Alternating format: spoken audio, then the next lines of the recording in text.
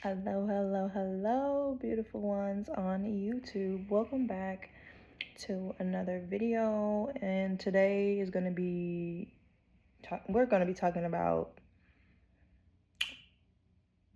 you're blocking your blessings. And when I blocked my blessings and what I've learned from this experience. Hi, I'm Demi. I love Eat, Sleep, and Breathe. All things personal development is something I just love to do and talk about and give advice on. And so here we are. So when I say blocking your blessings,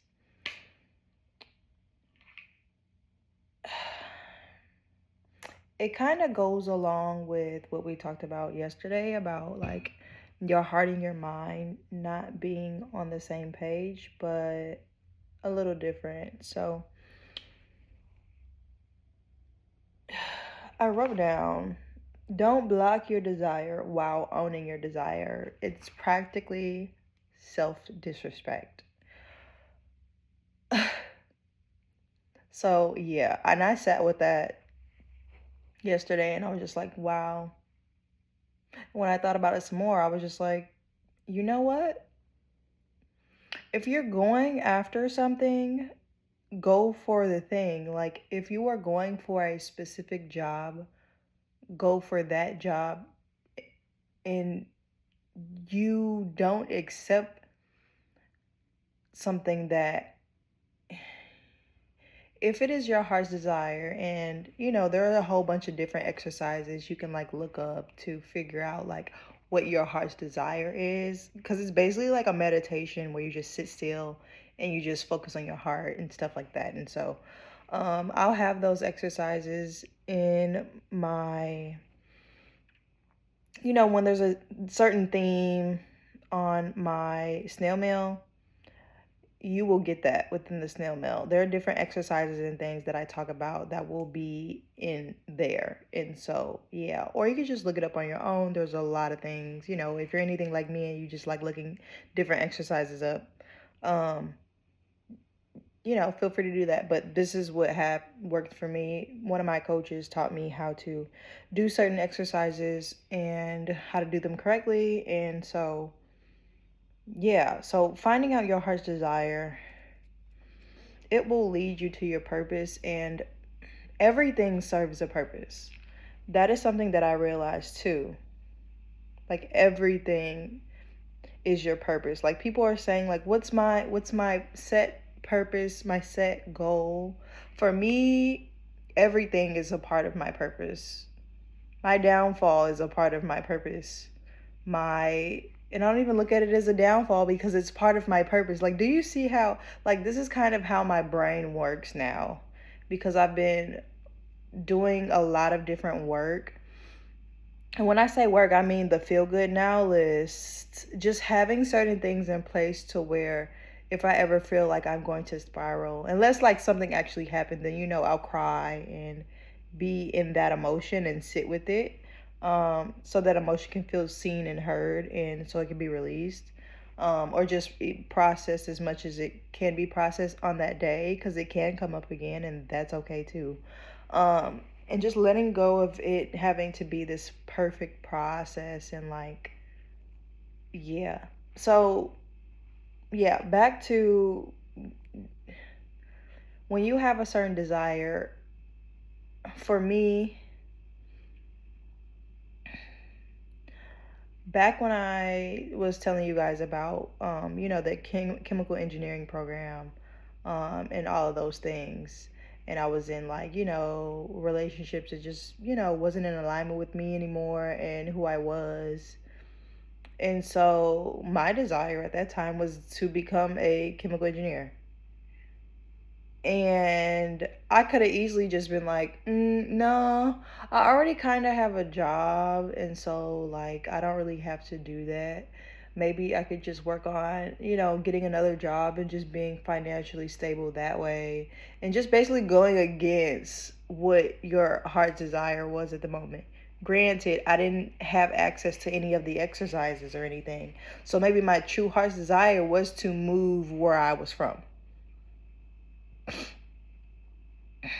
And, you know, at the time, I didn't have these different exercises and things to know what my heart's desire was. And so, but I can kind of engineer back and see that it was clearly I did not want to be living in the same city anymore. I had to move. But the way that the desire showed up was I wanted to be a chemical engineer, right? So realizing that part, and I'm able to realize that now because I know what my current heart's desire is, what it looks like, and how it shows up in your life. And so once you see it and you know how to do it in a more grounded way, it's easier for you to go back into certain parts of your life and see how your heart's desire kind of showed up, and either if you went for towards it or against it. And you'll know you went towards it because there will be a lot of resistance, a lot of fear, but also a lot of excitement at the same time, and a little bit of like a leap of faith energy. And you want to know what's even more hilarious? When you're going against your heart's desire, you'll feel comfortable. Like, let that sink in. You'll feel extremely comfortable. You'll feel like your life is almost like great. And you'll feel really happy.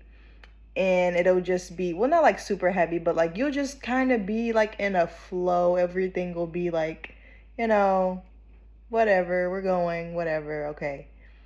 And it's so funny because I realize this in my life now and how my heart's desires are showing up now, which I'll tell you guys about the story on a later date, because I prefer to let things sit and for me to get the entire lesson before I share it. That is just me.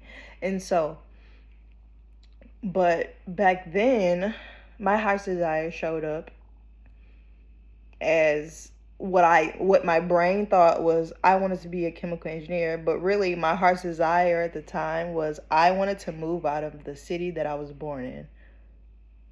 But because they kind of worked together, because becoming a chemical engineer required me to move 14 hours away. So they found a way to work for each other, even though I wasn't even aware of it, if that even makes sense. And I just think it's this beautiful thing. And that is kind of like how you know your heart's desire. You'll feel resistance, fear, and a little bit of excitement, and that leap of faith energy. Like, I don't know if this is gonna work. If this doesn't work, oh my gosh, like what am I gonna do? Like it and it's like the closer and closer and closer you get to, I guess, I would say the core of your heart's desire, like the worse it gets. I will say the worse it gets because it requires you to take greater leaps of faith and unknowingness. And it's something that I am experiencing right now. Like my heart's desire is completely opposite of what I think I should even be remotely doing. And for me personally, I have a very strong nervous system. And so, no matter what's going on and no matter what's happening, like I can hold this, but I understand and I'm aware that everybody can hold this. And that is another reason why I'm also not sharing like the specifics of what I'm going through now, because not everybody has this. Like, I cannot tell you with good conscience um, exactly the process that I'm going through now, because it may not work for you because you don't have the same nervous system as me. And what I mean by same nervous system, I'm meaning the same reactions in the reaction times. So if you know anything about the nervous system and about reaction timing. So, for instance, if someone asks you a question, you may have the answer right away. You might be a very witty person, or you might be a shy person and an anxious person who might not reply right away, or might think about it later and be like, oh, actually, I do have the answer to that problem. You know? So, it's all based on your reaction timing. Because everybody's is different. Some people's is delayed, some people's is faster, and everybody's just different. Or some people just, don't care, or they just kind of like put it off. And, they may realize, they have some regrets later. Everybody's reaction time is based off of where, they came from in life and the experiences that have shaped them into the person that they are. There's no shame there. Everyone has a journey, but I say all that to say is you don't have to stay there, right? So yesterday I talked a lot about how I used to find myself in conversations that I was very uncomfortable, but I didn't know how to say it at the time. Like, it would not come out, and I realized it's because I wasn't present in my body, and I was very passive in conversations. And so as I've been practicing and being more present in conversations and like actually listening to the person, it actually in turns makes you a more interesting person because you're able to gain insight from the person or the groups of people that you surround yourself with. You actually learn about them much more. You're able to collect all of this information and hold it and remember it. And so when you bring it back to them, it's kind of like, wow, this person was really paying attention to me. And you help other people feel seen and heard and understood in a way that creates great relationships. And that's just what it is. And so, yeah. But it's a journey. It takes time, and you have to go slow to go fast sometimes. It's kind of like the tortoise and the hare story. Like, we all know that the tortoise goes very, very slow in life, but how did he win when the hare is? We know that the hare is faster than the tortoise, but the tortoise won. Like, why is that? And think about that. Like, when it comes to active listening, think about the tortoise. The tortoise was slow. It took its time. He was present and he stayed focused, right? So if you're talking to someone and you're staying focused and you're staying present, you're able to pick up more than you normally would. And your senses become stronger. Everything else is like enhanced because you're in the present moment. You kind of have access to things that you normally wouldn't have access to. It's kind of like a superpower. Actually, I would say it's a superpower, but yeah, it's one of those unseen ones. And so, yeah, don't block your desire. So, for instance, the way I could have blocked my desire, and you want to know what's even more funny? I just thought of this. I had so many jobs lined up at like the best places, like right before I was about to leave. Like, duality, two sides showed up. It was like the heart's desire, really, really wanting to get out of my city. And then the duality showed up. The other jobs showed up in my city, like trying to make me stay, trying to make me more comfortable, great pay and everything. The average person who is, well, I wouldn't say the average person, the person who wants to stay comfortable, wants to stay, that would be comfortable, right? My heart's desire is over here. It's saying, hey, I really want you to, your heart really desires to move 14 hours away. This is good for you. This can expand you. And then here I am. Oh my gosh, it's so scary. I don't know if I can do it. And oh my gosh, I've never done this before. And oh my gosh, all these things. And what am I going to do? And what am I like? If I would have just got into my brain, I probably would have stayed and stuck with the job. And I'm looking back at it now and it's like, I would have been super unhappy. I would not be the person who I am today. Those were two different timelines that showed up for me. But you have to really pay attention to the emotions when it shows up.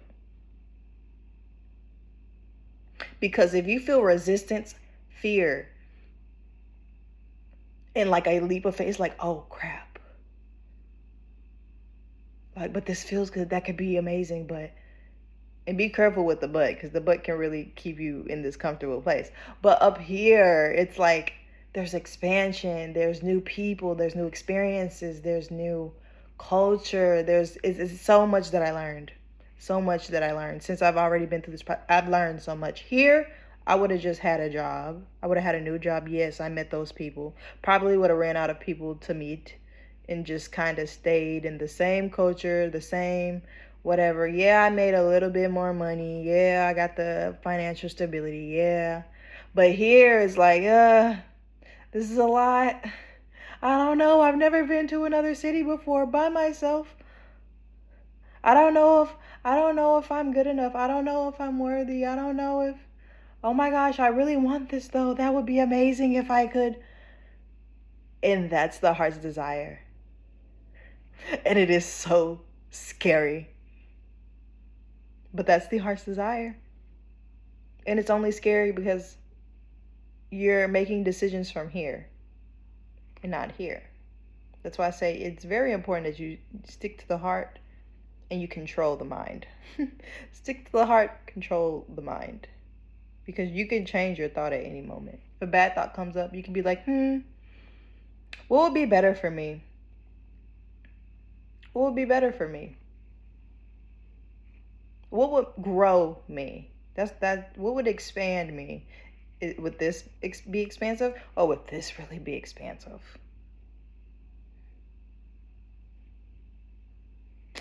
And so at the time, I was ready to get away from everything. I was just sick and tired of the same. It was just like my body was completely, it felt like rejection. That's what it felt like. My body was just rejecting the entire essence of the city that I was living in. And I just did not want to be here. It's like my body was just like pressing eject. Eject. I want out of where I am living right now. I can't live here anymore. I need something different. And I followed the heart's desire. And so when I followed the heart's desire, 3 weeks later, I get a DM about some program in chemical engineering. I kept entering every portal, every